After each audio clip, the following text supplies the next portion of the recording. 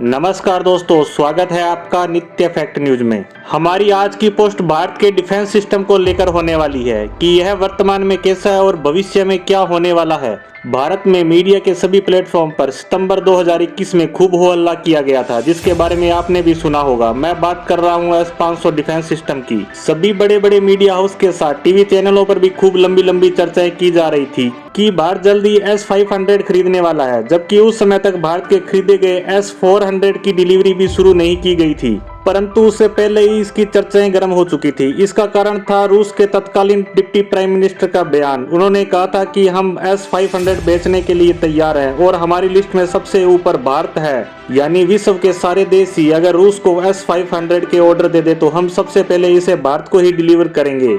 इसी बयान के कारण भारतीय मीडिया में खूब चर्चाएं की गई। परंतु यहाँ अचंभे वाली बात यह है कि उस समय तक तो रूस की सेना के पास भी S-500 नहीं था, क्योंकि उस समय तक इसके टेस्ट और ट्रायल ही पूरे नहीं हुए थे। इसी बयान के कुछ समय बाद S-500 रूसी सेना को सौंपे जाने शुरू किए गए थे। तभी कुछ एक्सपर्ट ने यह कहा भी था कि अभी कम से कम 2-3 साल और लगेंगे इसे दूसरे देशों को एक्सपोर्ट करने के लिए, क्योंकि इसका एक अलग वेरिएंट तैयार किया जाएगा जो कि रूसी सेना के पास S-500 के मुकाबले हल्का होगा।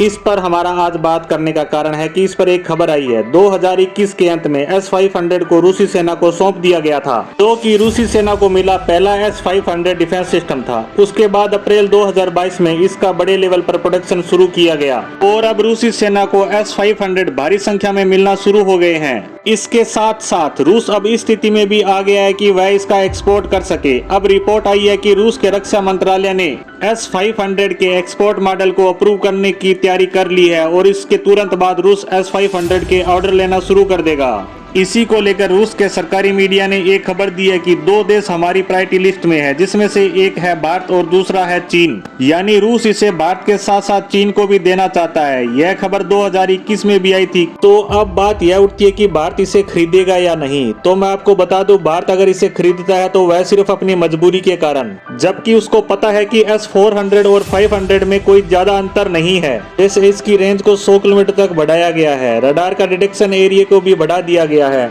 मिसाइलों की एक्यूरेसी को थोड़ा और बेहतर कर दिया गया है। इसके साथ साथ इसके दामों को भी बढ़ा दिया गया है। इसे हम सीधा सीधा ऐसे समझ सकते हैं कि किसी कंपनी के एक ही मॉडल के 2 वेरिएंट, जिसमें से एक सस्ता और दूसरा थोड़ा महंगा हो, और इसकी बढ़ी हुई कीमत हमें स्टोरेज और रैम के लिए चुकानी पड़ रही है, तो वह ज्यादा फर्क वाली बात नहीं होती। अब बात करते हैं इनकी कीमत की। तो जहां S-400 के एक सिस्टम की कीमत 8,200 करोड़ रुपए थी और अब S-500 की तो इससे भी ज्यादा होने वाली है।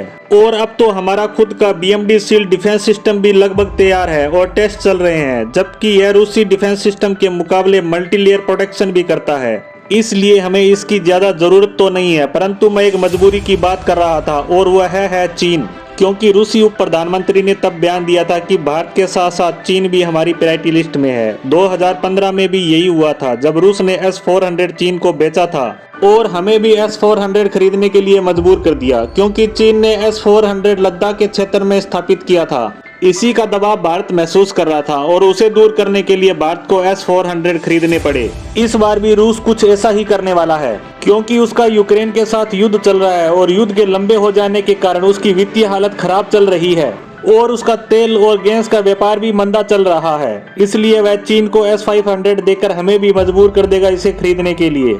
अब देखते हैं आने वाले समय में क्या होने वाला है। इस पर हम नजर बनाए रखेंगे। आज की पोस्ट को यहीं विराम देते हैं। धन्यवाद।